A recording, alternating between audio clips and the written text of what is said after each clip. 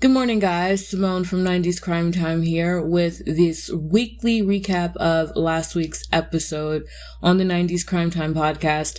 Now, I know I said I'd be back on Friday, but unfortunately life and technology got in the way. But here we are on this beautiful Sunday. And so last week was the premiere episode of season 3 of 90s Crime Time. And on that episode titled Flames, I talked about a serial arsonist named Paul Kenneth Keller who set numerous fires throughout the Seattle, Washington area between allegedly 1992 to 1993. Just to recap, I talked about his early life, his middle life, and his adulthood up until prison. His early life, he was raised in a not strict, but a very caring, Lutheran, wholesome family. His parents were George and Margaret Keller, and they raised their children to, follow the Lord, all that good stuff, and the Lutheran faith. And when his younger siblings were born, his parents noticed something was different about Paul. Paul would terrorize his younger siblings, which is not unusual to a lot of households because a lot of older siblings don't like their younger ones. It's well known. But with Paul, he was extremely violent. One instance was when he held his younger sister, Ruth, underwater. His mother, Margaret, disciplined him, but Paul didn't care. He thought it was funny. He thought it was no big deal. As he got older, he got a fascination with fire. His parents were like, well, this is an odd fascination, an odd hobby, but hey, he's not terrorizing his siblings right now. And also, he liked to watch the fire trucks go by. He liked to hear the sirens. He liked to see the blazes that happen around the area. And he even got hold of a scanner so he could hear fire calls. And he got to some of these fire scenes before the firefighters could even get there. And he got, it was okay at first with his parents until he got in trouble like a few times by the police, never arrested, but a few times reprimanded or disciplined for setting some small fires around the neighborhood. His parents wanted him to get help, so they asked their local firefighters to teach Paul the dangers of fire, but Paul was only excited more, like, wow, fires, this is awesome. So they, that didn't really work. And fast forwarding to 1992, there was a lot of arsons popping up where they lived in Everett, Washington, and in the Seattle, Washington area between two different counties. And they were like, oh my gosh, these homes are being burned to the ground, so are these businesses. And in 1993, the local newspaper George Keller was looking at had a composite sketch of this alleged arsonist.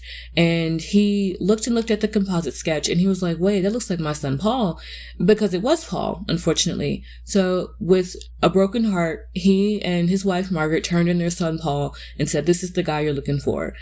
George Keller was rewarded $25,000 for their turning in of his son, and he actually donated it to a Lutheran organization that's, their faith, and, did a good gesture. And they were relieved, his parents were relieved that no one got hurt or killed. Unfortunately, in 1993, they learned that Paul was responsible for the 1992 retirement home fire in Seattle called the Four Freedoms Retirement Home, which claimed the lives of 3 elderly ladies. And he was ultimately sent away for 100 plus years because the judge said, I don't want you to set any more fires or hurt anybody else or anybody else's business, for the most part. And there's that. But I came to talk about something else I read after the episode aired. I read more and I came across this article about a local author up there in Washington. I believe he's in Washington. I'm not sure, but his name is Monty Wright. I don't know if you guys have ever heard of him. I haven't, but his name is Monty Wright. And he did an article interview with the Seattle PI newspaper. And he said that his grandparents were killed in a fire in a Washington town in the late 80s.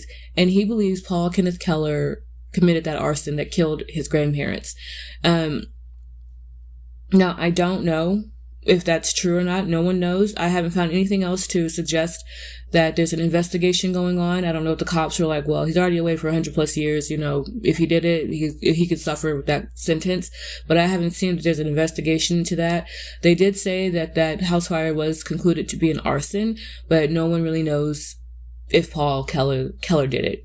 I mean, by all clues, it could have been him. He set numerous, over 40 fires. It could have easily been Paul Keller who did that. but we won't know. It's just crazy. I don't know what Paul Kenneth Keller has ever been diagnosed with. He, in his early life, if you haven't listened to the episode yet, I hope you do, but in his early life, he was sent to over 50 psychologists and medical professionals who just gave his parents pills to give him for hyperactivity. And, nothing worked. And then his mother was like, let's take him to a neurologist so they can actually look at his brain. And when they did, the neurologist told them, unfortunately, you'll just be long-suffering parents and pretty much go home. And here we are. Paul's in prison for committing a murder, 3 murders, and burning multiple businesses down to the ground. And you know, I don't know if anything's ever happened. You know, he's been diagnosed in prison or anything.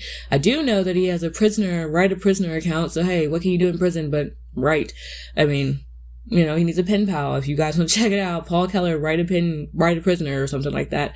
But I will put in the article about Maunchie Wright and his grandparents' deaths in the notes.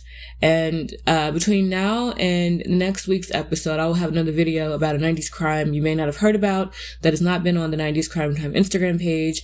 And I hope you guys come back and subscribe and tell your friends and family about 90s Crime Time overall and on the YouTube page. So until then, I'll see you guys. Thanks.